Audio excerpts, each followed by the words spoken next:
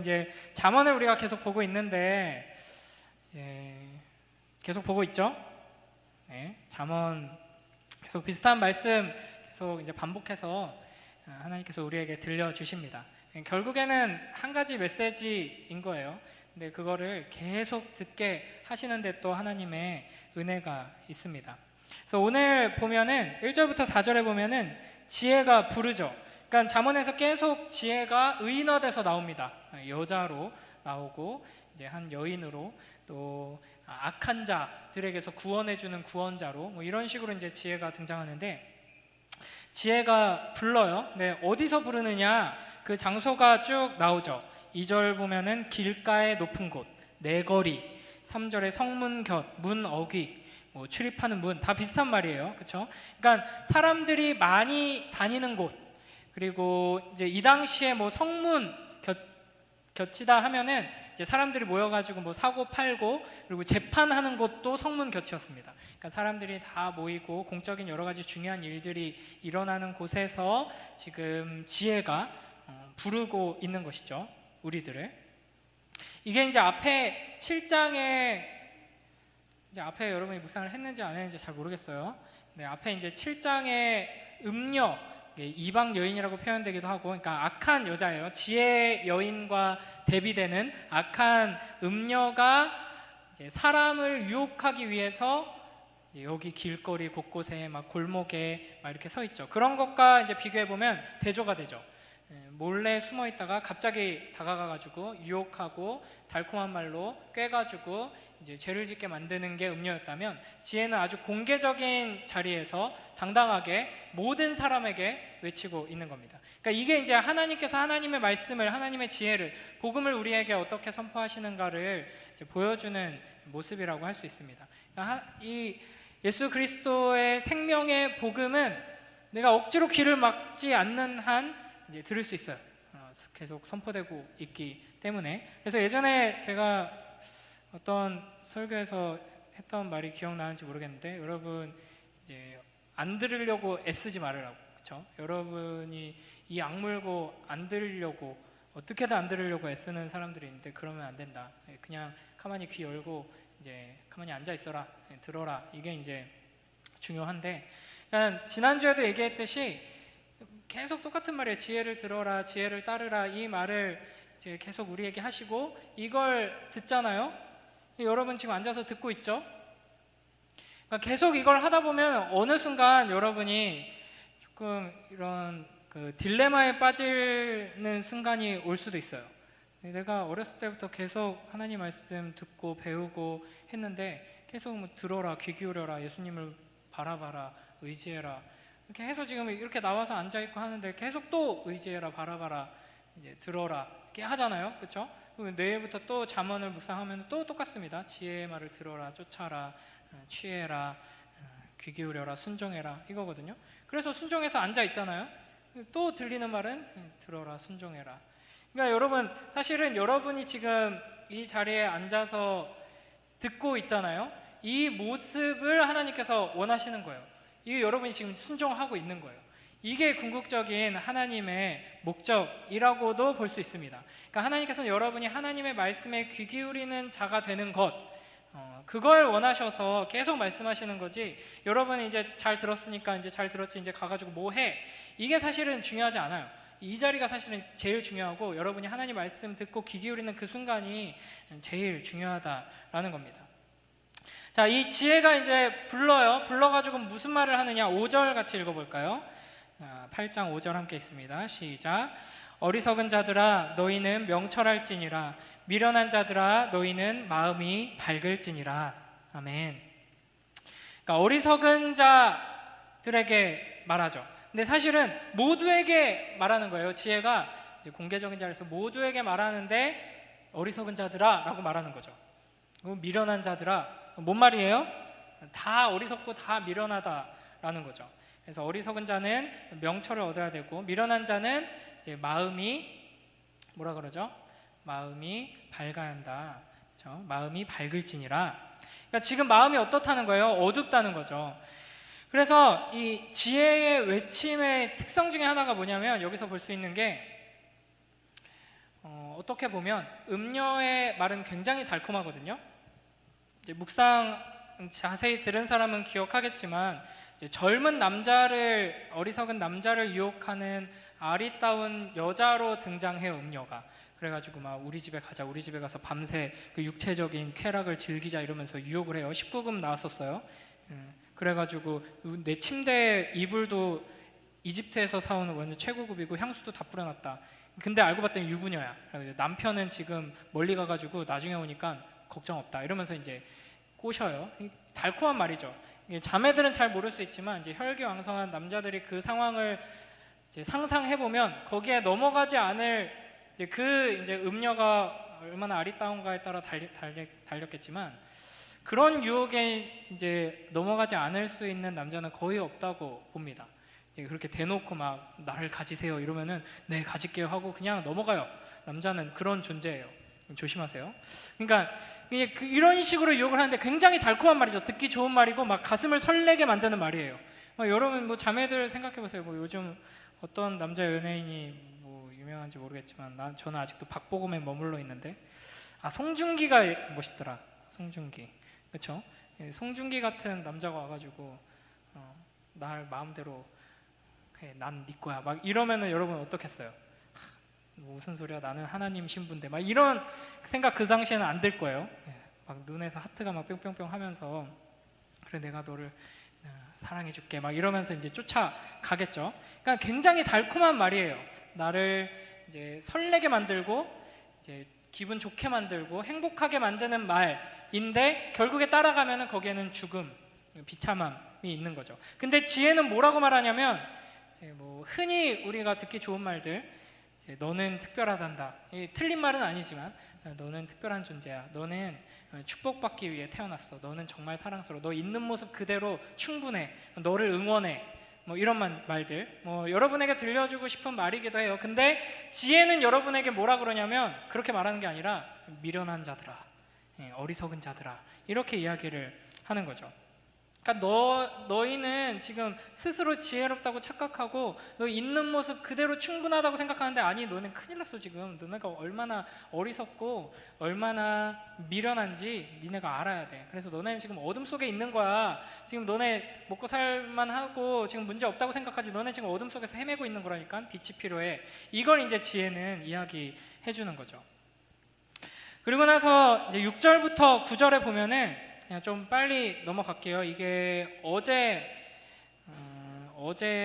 묵상 본문이었을 거예요. 이제 지혜는 가장 선한 것, 지혜 안에는 무엇이 들어있냐? 가장 선한 것, 정직, 진리, 악을 미워함, 다 의롭다. 막 이런 식으로 이제 지혜가 스스로를 이제 소개하고 있습니다.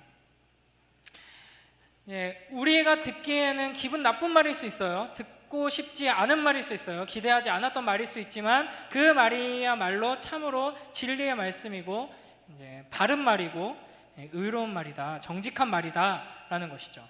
그래서 그런 거에 속으면 안 돼요.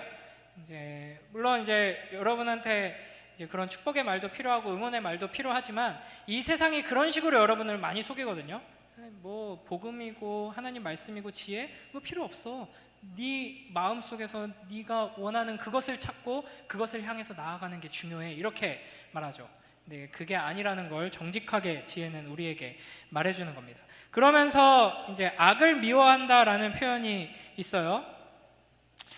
그리고 12절에서도 그런 비슷한 12절이 아니라 13절 13절 함께 읽어볼까요? 13절 시작. 여호와를 경외하는 것은 악을 미워하는 것이라. 나는 교만과 거만과 악한 행실과 패역한 입을 미워하느니라. 아멘.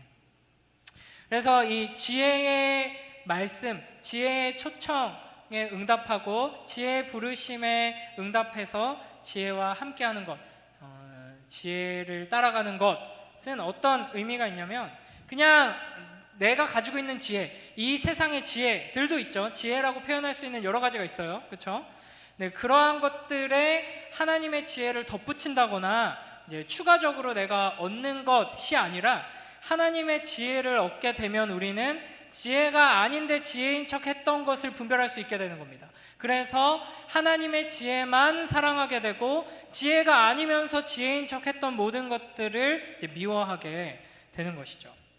그러니까 결국에는 이 지혜가 우리를 초대하는 것은 단순히 이 세상에서 여러 가지 길들 중에 그래도 조금 더 좋은 길로 갈 수 있는 그런 초대라기보다는 이제 사랑의 초대인 거예요. 그래서 사랑이라는 것은 굉장히 배타적이죠. 이 사랑을 이제 어떻게 비유하느냐, 성경에서는 신랑과 신부의 결혼 언약 안에서 사랑으로 비유하고 있죠. 그래서 하나님의 지혜를 사랑한다면 이 세상 지혜는 미워하게 되는 거죠. 그러니까 세상 지혜도 갖고 있고 거기에 나는 하나님의 지혜까지 가졌어, 이런 게 아니라 하나님의 지혜를 가지고 따르는 자는 이 세상 지혜는 미워하게 된다 하는 겁니다. 할 얘기가 많지만 여러분, 비 와서 우울하니까 기분 좋게 이거는 좀 툭 넘어가고, 무슨 의미인지 알겠죠? 지혜를 따른다 하는 거는 단순히 세상에 여러 가지 자기계발서 막 이런 거 읽으면서 요걸 알면은 좋은데 여기에다가 요거까지 알면 더 좋다, 그런 의미에서 하나님의 지혜를 우리가 취하는 것이 아니라 신부가 되는 거예요. 이 지혜의 신랑이 되는 거고, 또 예수 그리스도의 우리 신부가 되어서 지혜만 사랑하고 나머지들을 이제 미워하게 되는 그런 관계 속으로 들어가는 것이죠. 그래서 이제 지혜가 우리를 초대할 때 그 지혜 안에, 이게 이제 조금 이게 애매할 수 있는데, 지혜라고 하면 그냥 예수님 생각하면 쉬워요.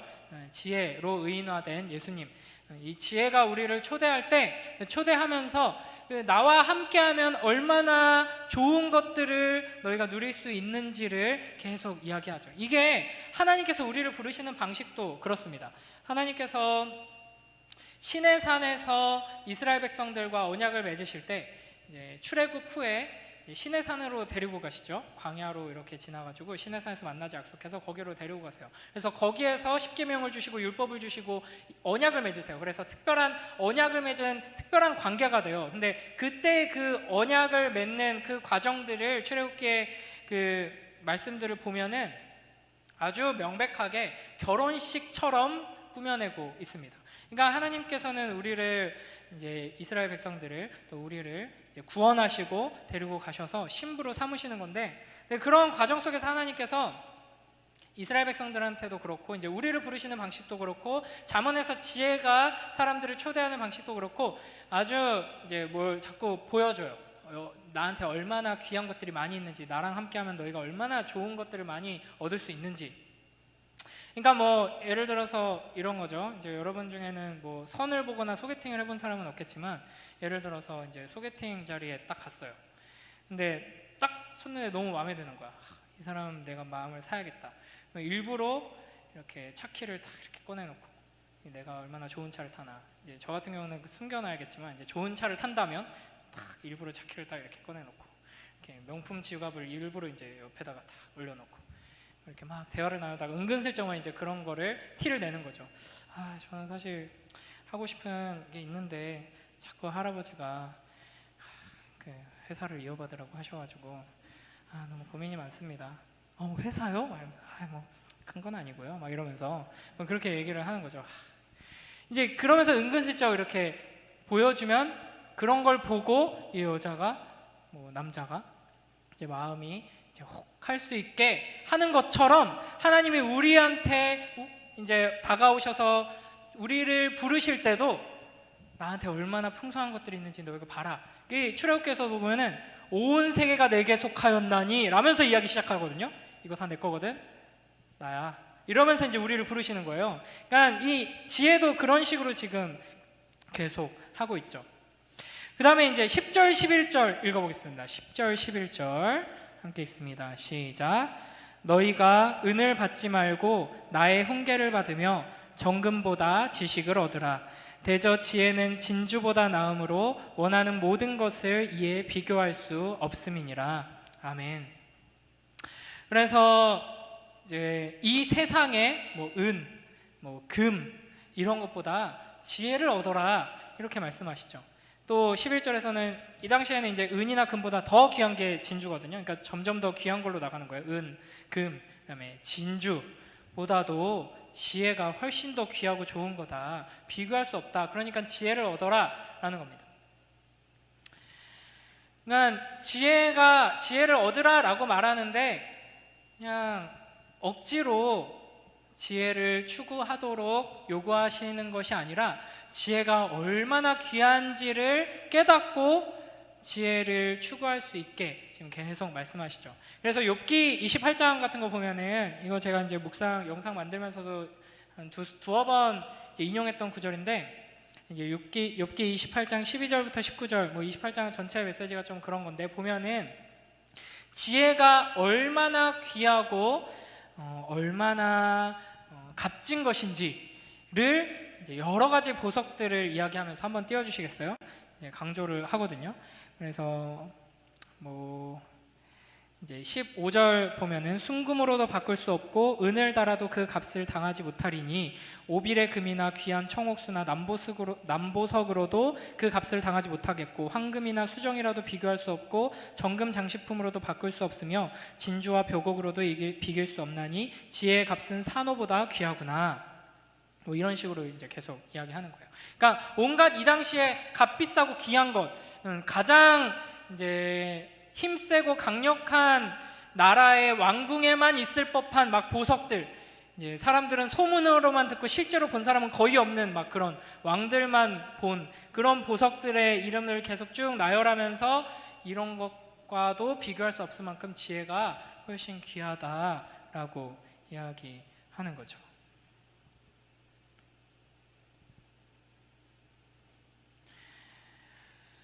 그래서 여러분, 이제 우리가 하나님의 말씀을 계속 들으면서 깨달아야 하는 게 이거예요. 그러니까 지난 시간 이야기랑 좀 연결이 되는 건데, 우리는 아직은 잘 모를 수 있어요. 하나님의 말씀이 얼마나 귀한지, 얼마나 값비싼 것인지, 예수 그리스도가 얼마나 아름답고 고귀한지에 대해서 우리가 뭐 머리로는 알고 이론적으로는 알고 있지만 그게 확 와닿지 않을 수 있어요. 근데 우리가 계속해서 하나님 말씀에 귀 기울이면서 우리가 지혜가 생긴다면, 그리고 그 지혜를 따라가고 지혜를 취하고 지혜와 함께하면서 지혜를 닮아서 지혜로운 자가 된다면 이제 그걸 분별할 수 있는 능력이 생기는 거예요. 그래서 하나님께서 뭐 그런 걸 주시죠. 우리를 사랑하셔서 우리에게 주세요. 금도 주시고 은도 주시고 뭐 명품도 주시고 막 좋은 것들을 막 주세요. 세상이 보기에도 딱 봐도 우와 진짜 이건 너무 좋은데 라는 것들 우리에게 이제 주세요. 근데 그걸 알아보는 거는 누구나 해요. 그걸 알아보는 건 누구나 하지만, 그런 이 세상 누구나 이제 감탄할 만한 이 귀한 것들을 눈앞에 두고도 전혀 흔들리지 않고 그것과 예수 그리스도를 비교했을 때 비교할 수 없을 만큼 아름답고 귀하다라고 머리로 아는 게 아니라 진정으로 느껴지도록 만드는 게 지혜가 우리 안에서 하는 역할입니다. 그래서 여기까지 놀랍게도 서론이었고, 그래서 이 지혜를 가진 자가 이제 어떻게 되는가 하는 얘기를 오늘 하려고 하거든요. 근데 본론과 결론은 아주 짧습니다. 여러분 마태복음 13장 44절 45절 한번 읽어볼까요? 아까 10절 11절에서 8장 10절 11절에서 은을 받지 말고 홍계를 받고 정금보다 지식을 얻어라, 이제 지혜는 진주보다 나으니 비교할 수 없다, 이렇게 말씀하셨잖아요. 딱 요 예수님의 가르침이 생각나죠. 예수님께서 천국에 대해서 가르치시면서 하신 비유의 말씀이에요. 자, 마태복음 13장 44절 45절 함께 읽습니다. 시작. 천국은 마치 밭에 감추인 보화와 같으니 사람이 이를 발견한 후 숨겨두고 기뻐하며 돌아가서 자기의 소유를 다 팔아 그 밭을 사느니라. 또 천국은 마치 좋은 진주를 구하는 장사와 같으니 극히 값진 진주 하나를 발견하며 가서 자기의 소유를 팔아 그 진주를 사느니라. 아멘. 이 말씀 너무 유명하죠. 그러니까 밭에 보물상자가 감춰져 있는 거예요. 그래서 이걸 발견한 사람이 이걸 다시 묻어둔 다음에 그 자기 전 재산을 팔아서 그 밭을 사는 거죠. 그러니까 고대에는 뭐 은행이나 뭐 이런 시스템이 잘 안 돼 있잖아요. 그래서 어디 멀리 여행을 가거나 뭐 전쟁이 나서 피난을 하거나 할 때 이제 자기만 아는, 자기 가족들만 아는 이제 땅 깊은 곳에다가 뭐 중요한 것들을 이제 파 넣어놓곤 했어요.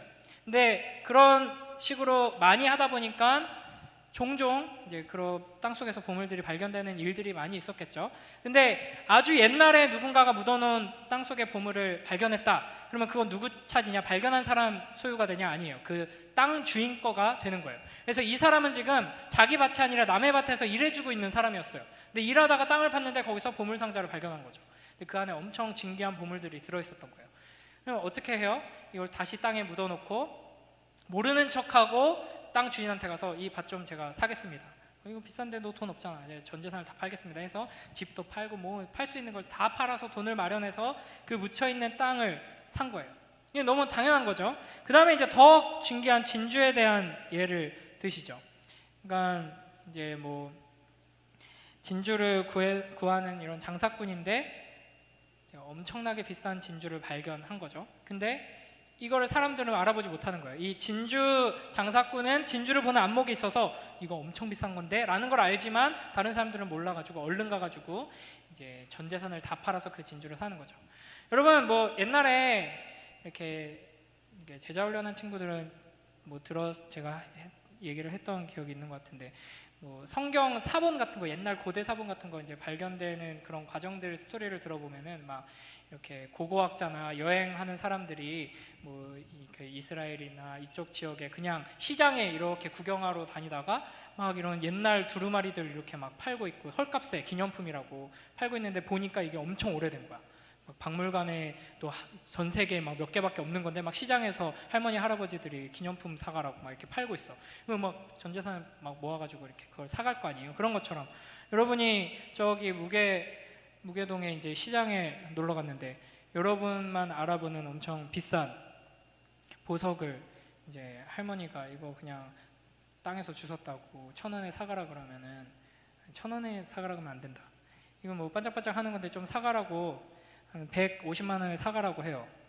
근데 여러분이 이제 그걸 알아. 그게 얼마짜리인지 한 10억 정도 해. 그럼 어떻게 할 거예요? 돈 어떻게 마련할까? 지금 빨리 머리 굴려봐. 150만 원이 필요해. 어떻게 마련할 거예요? 어떻게든 마련하겠죠, 그죠? 어떻게든 마련해서 사야죠. 그게 지혜로운 거잖아요. 아유, 근데 150만 원이 어딨어? 이러고 그냥 지나가. 그게 엄청 어리석은 사람이잖아요. 이제 오늘 그 얘기를 하려고 하는 거예요. 그러니까 이 지혜가 여기 있다. 지혜가 자기 자신을 소개하고 지혜를 얻으라고 외치죠. 하나님께서 우리에게 하나님의 말씀을 계속 주세요. 복음을 우리에게 들려주세요. 이게 얼마나 값진 것인지를 알려주세요. 그 앞에서 우리가 어떻게 하는 게 지혜로운 것인가, 어떤 대가를 치르더라도 이 복음을 소유하고 예수 그리스도를 내 것으로 만들고 주님을 따라가는 것이 지혜로운 것이고, 그 반대로 들어놓고선 못 들은 척하고 아무것도 하지 않는 자가 가장 어리석은 사람이다 라는 것이죠. 여러분, 이게 상상을 해보세요. 우리가 얼마나 이 복음 앞에서 반응하지 않는 것이 얼마나 한심한 어리석음인지. 그러면 최근에 뭐 여러분 뭐 뉴스를 보는지 잘 모르겠지만 이제 삼성의 그 회장님이 돌아가시고 이제 새로운 이제 경영 체계가 되면서 세금을 어마어마하게 냈잖아요, 그렇죠? 이제 그 회장님이 이제 여러분을 찾아왔어요. 그래가지고 내가 돈이 좀 많은데 뭐 막 미술 작품 이런 것만 해도 어마어마한 것 같아요. 근데 내가 이렇게 너한테 이제 우리 회사의 뭐 지분을 몇 프로를 막 너한테 맡기겠다.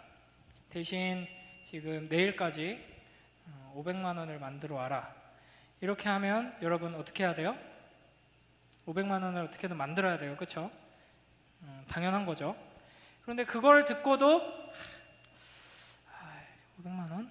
고민하고 있어. 진짜 어리석은 사람이잖아요. 그러니까 제 하나님의 부르심은 너무나도 명확합니다. 더 좋은 것을 선택하라 라는 거예요. 그래서 문제는 뭐가 더 좋은 것인지를 분별할 수 있는 눈이 있어야 되는 거예요. 그래서 지혜, 어리석음이라고 표현을 하고 있는 것이죠. 그래서 여러분, 참으로 지혜로운 사람은 이제 벌써 마무리예요. 집중해 주세요. 참으로 지혜로운 사람은 지혜를 선택하잖아요. 진짜 보물을 선택하잖아요. 그렇게 살아가다 보면은 이 세상이 보기에는 굉장히 이상한 사람으로 보여질 수도 있습니다. 그러니까 뭐 이런 비슷한 예들이 많은데, 뭐 옛날에 뭐 1980년대에 뭐 이런 헬륨 채워가지고 그 기구, 뭔지 알죠? 열기구 비슷하게 이제 헬륨가스 채워가지고 이렇게 동그랗게 비행선 만들어서 뭐 이렇게 횡단하고 막 이렇게 모험가들이 있었어요. 막 돈이 남아도는 사람들이 그런 거 만들어가지고 뭐 여기에서 여기 바다를 건너겠다 해가지고 막 이렇게 사람들 후원받고 막 해가지고 하는 사람들이 있었어요. 그 중에서 이제 더블 이글 2라는 이제 비행선을 가지고 저기 어디 유럽에서 마인 해협을 건너서 프랑스로 건너가는 그런 이제 모험을 한 사람들이 있었어요. 그래서 이제 잘 갔어요. 한참 잘 가다가 막판에 이제 거의 다 도착했을 때쯤에 이제 고도 유지에 문제가 생겨가지고 이제 막 추락할 위기에 처한 거예요. 그래서 무게를 어떻게든 줄여야 돼요. 그래가지고 이제 그때 이제 그 기사를 보면은 그 인터뷰를 한 사람이, 우리는 지금까지 기구의 무게를 적절히 조절하면서도 고도 유지를 잘 해왔다. 그러나 육지에 다다랐을 때 결코 값싸지 않은 녹음기, 라디오, 잡지들, 침구류와 이동식 의자, 그리고 대부분의 물과 음식과 그 외의 것들을 모두 버려야 했다 라고 인터뷰하고 있어요. 그래가지고 그걸 다 버렸어요. 바다에서. 육지를 거의 다 왔는데 바다에서 막 온갖 것들, 뭐 이런 걸 굳이 왜 라디오, 잡지, 뭐 침구류 이런 것까지 굳이 싣고 갔는지는 모르겠지만, 그러니까 엄청 큰 비행선이었던 것 같아요. 그래서 근데 거기에 다 의자고 뭐고 비싼 것들이고 뭐고 이제 다 바다로 던진 거예요. 그냥 여러분, 그냥 이 배경에 대한 이해 없이 그냥 어떤 사람들이 밖에다가 의자도 던지고, 이 당시 뭐 라디오 뭐 이런 거면 굉장히 비싼 물건이에요. 막 비싼 집기류들을 막 밖으로 던져요. 그리고 먹고 마셔야 되는데 물이랑 음식도 막 밖에 던져요. 이런 모습을 보면은 미쳤나? 뭐 문제 있나? 삶을 포기했나? 바본가? 이렇게 생각이 들잖아요. 근데 이 배경을 보고 나서 이 행동을 보면 뭐예요? 너무 당연한 거예요. 이걸 안 버리고 버티는 사람이 어리석은 거죠. 그렇죠? 이걸 어떻게 버려? 이러면서 추락하고 있어. 그 사람이 어리석고 이상한 거죠. 버리는 게 너무나도 당연하다 하는 거예요. 그러니까 우리가 지혜로운 자가 되어야 한다, 지혜로운 선택을 해야 한다라는 게 바로 이겁니다. 여러분, 전 재산을 다 팔아서 복음을 선택해야 돼요. 여러분이 가진 모든 것들을 다 허비해서 예수 그리스도를 선택해야 합니다. 그렇지 않으면 여러분은 너무나도 한심하고 어리석은 사람이 되는 것이죠. 그림 하나 보여주시겠어요? 이거 보고 뭐 누군지 맞추는 사람은 아무도 없겠죠? 이제 저기 누워있는, 헐벗고 누워있는 사람은 이제 이 시대, 그리스 시대 유명한 철학자 중에 하나였던 디오게네스라는 철학자입니다. 그리고 옆에 서 있는 사람, 이제 멋진 모자를 쓰고 빨간 망토 두르고 있는 사람이 알렉산더 대왕이에요.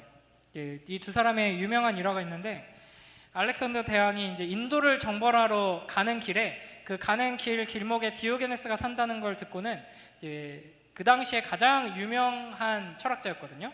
좀 기인이었어요, 기인.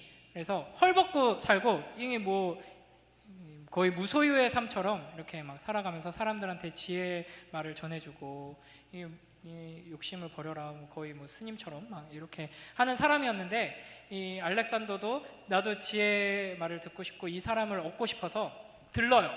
그래가지고 만나러 갑니다. 그때 이제 디오게네스는 저런 뭐 나무통 옆에서 헐벗고 일광욕을 즐기고 있었다고 해요. 거의 아무것도 소유하지 않고 살아가는 사람이었거든요. 그래가지고 어느 날은 거의 그릇 하나만 들고, 컵 하나만 들고 이렇게 살아가는 사람이었는데, 어느 날은 이제 어떤 소년이 개울가에서 손으로 이렇게 물 마시는 거 보고 자기 유일한 재산인 컵을 딱 보더니 내가 이걸 왜 들고 있지? 이러면서 컵까지 버리고 아무것도 이제 들지 않고 살아갔다, 뭐 이런 일화도 있는데, 이제 일광욕을 하고 있는 디오게네스한테 알렉산더 대왕이 찾아갑니다. 그래가지고 난 알렉산더 대왕이다 이렇게 자기 소개를 해요. 그랬더니 디오게네스가 난 개 같은 디오게네스다 이렇게 대답을 합니다. 알렉산더가 넌 내가 두렵지 않느냐? 그러니까 디오게네스가 당신은 착한 사람입니까? 물어봐요. 난 선한 사람이다. 그러니까 디오게네스가 그러면 내가 착한 사람을 왜 무서워합니까? 그러니까 뭔가 지혜로운 뭔가 이런 반응이죠. 역시 디오게네스 뭔가 다르구만 하면서 알렉산더가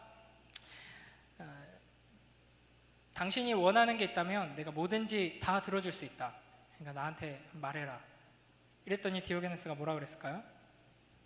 그러면은 지금 햇빛 좀 가리고 있으니까 옆으로 좀 비켜주세요. 이렇게 말해요. 이 당시 가장 강력한 대왕이었거든요. 알렉산더 대왕이. 원하는 게 뭐냐, 내가 다 이루어줄 수 있으니까 말해라 그랬더니 햇빛 가리고 있으니까 옆으로 한 걸음만 비켜주세요. 이렇게 말해요. 그리고 쫓아내요. 좀 또라이죠. 그리고 나서 이제 디오게네스랑 함께 공부했던 다른 또 철학자가 있어요. 아리스토포스라는 철학자를 알렉산더가 디오게네스한테 보냅니다. 찾아가요. 그래가지고 이제 만나는데 디오게네스가 콩깍지를 삶아 먹고 있어요. 콩이 아니라 콩깍지, 콩껍질. 그러니까 엄청 비참하게 사는 거죠. 아무것도 가지지 못한 채 모든 사람들에게 존경받고 있고 가장 지혜로운 사람이라고 칭찬받지만 자기는 나는 개다 이러면서 아무것도 소유하지 않고 막 이렇게 살아가는 거예요. 막 콩깍지를 우거적 씹으면서 식사를 해결하고 있는 거예요. 그걸 보고 아리스토퍼스가 이제 한숨을 쉬면서 너 알렉산더 대왕한테 와가지고 고개 한 번만 숙이면은 이런 거 안 먹어도 되는데 뭐 하는 거냐 이렇게 얘기해요. 그러니까 디오게네스가 뭐라 그러냐면 똑같이 한숨을 쉬면서 이 콩깍지 삶아 먹는 법만 네가 잘 배웠으면은 그렇게 비참하게 고개 숙이지 않아도 될 텐데 이렇게 말을 해요. 그러니까 전혀 이 세상의 원리와는 이제 다른 이 기인의 삶을 살아가는 거죠. 여러분, 우리가 참으로 예수 그리스도의 그 복음의 가치를 깨닫고 그 예수 그리스도를 소유하기 위해서 모든 것을 헌신하며 살아간다면 우리도 이 세상 사람들에게 이처럼 이상한 사람 취급을 받을 수밖에 없게 될 겁니다. 그래서 제가 여러분에게 종종 이야기하죠. 여러분 정상인이 돼서는 안 돼요. 여러분 친구들에게, 이웃들에게 좀 이상한데? 좀 이상한데? 이런 소리를 듣는 게 여러분 정상입니다. 그러면 세상 사람들이랑 똑같이 어떻게든 더 가지려고, 어떻게든 높은 자리로 가려고, 어떻게든 더 소유하려고, 더 누리려고 발버둥 치면서 살아가는 사람이 되면은 여러분은 너무나도 한심하고 어리석은 사람이 되는 거예요. 물론 세상 사람들이 볼 때는 정상처럼 보이겠죠. 그러나 지혜로운 사람이 볼 때는 그런 삶의 모습만큼 한심하고 이해하지 못하는 삶이 없다 하는 겁니다. 그러니까 참으로 지혜로운 사람은 이 세상 사람들의 눈으로 볼 때는 이상하고 어리석고 한심하게 보입니다. 그러나 반대로 하면 어떻게 되지? 자, 잘 따라오고 있어요? 네. 참으로 지혜로운 사람은 세상 사람들이 보기에는 어리석게 보이죠? 자, 반대로 어리석은 사람들이랑 똑같이 살아가면 세상 사람들의 볼 때는 지혜로워 보일 수 있어요. 그러나 하나님 보시기에는 참으로 어리석은 자가 된다 하는 것이죠. 그래서 여러분 사실 이제 어떤 면에서 여러분은 이미 어리석은 자의 자리에 앉아 있는 거예요. 세상이 보기에는. 예수가 밥 먹여주냐? 뭐 예배 드리면 떡이라도 나오냐? 가면 뭐 떡이 나오기는커녕 간식을 주긴 하지만 너네 돈 내고 가서 지금 거기 앉아 있잖아. 뭐 이렇게 말하는 친구들이 있어요. 거기 옛날에는 제가 친구들 막 전도하고 할 때 교회 가자 이러면 가면 뭐 줘? 간식도 주고 뭐 되게 좋아. 막 이런 거. 근데 이제 헌금하는 모습 보고 뭐야? 돈 내는 거였네? 막 이러면서 이제 놀래하고 막 이런 경우가 있거든요.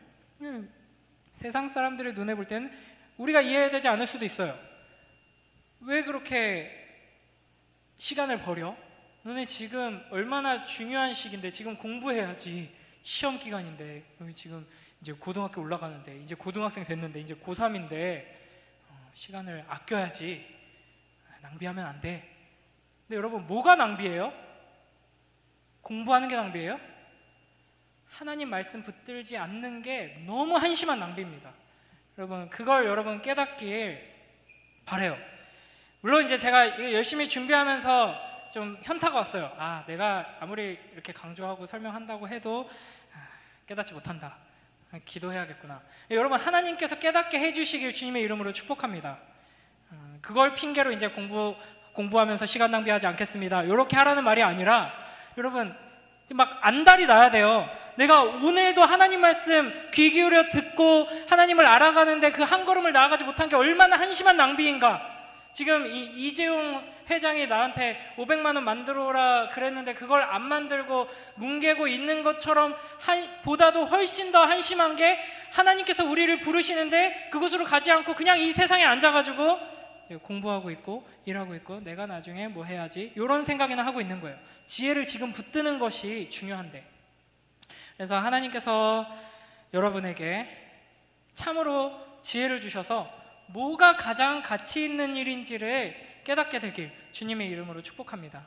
그래서 더 이상 제가 매일 묵상해라 뭐 이렇게 잔소리 안 해도 그게 너무 귀한 걸 아니까 여러분이 하나님 말씀 붙드는 데까지 나아가게 되길, 제가 말하면서도 제가 목사면서도 하나님께서 과연 그렇게 해주실 수 있으십니까? 뭐 이렇게 하거든요. 근데 하나님께서 하시면 가능합니다. 이게 그거밖에 없어요, 사실 답이. 제가 아무리 열심히 막 이 메시지를 막 춤으로 표현하고 랩으로 표현하고 여러분이 정말 뇌리에 딱딱딱 박히게 해도 여러분의 마음이 열리지 않으면 변화가 되지 않아요. 그래서 예수님께서 여러분 안에 지혜로 사랑으로 임하셔서 그 예수님의 아름다움을, 그 가치를 볼 수 있는 눈을 열어주시길 주님의 이름으로 축복합니다. 그래서 마지막 한마디 뭐겠어요? 또 똑같은 결론이겠죠? 그러려면 들어야 돼요, 여러분. 하나님께서 계속 말씀하고 계시잖아요. 지혜가 광장에서 저 높은 곳에서 계속 외치고 있잖아요. 들으면 돼요. 너무 쉬워요. 다른 거 뭐 요구하는 게 아니에요. 이재용 회장님처럼 500을 맞춰와 이런 거 요구하는 게 아니에요. 여러분한테 뭐 아무것도 요구하지 않아요. 그냥 듣고 여기 앉아서 들어, 계속 들어, 날 봐, 이거거든요. 그것만 하면 돼요. 여러분, 한 주간의 삶 속에서 하나님께서 우리에게 주시는 생명의 말씀, 이 지혜의 말씀을 계속해서 귀 기울이며 주님의 그 은혜 안에 거하는 복된 우리 모두가 되길 주님의 이름으로 축복합니다.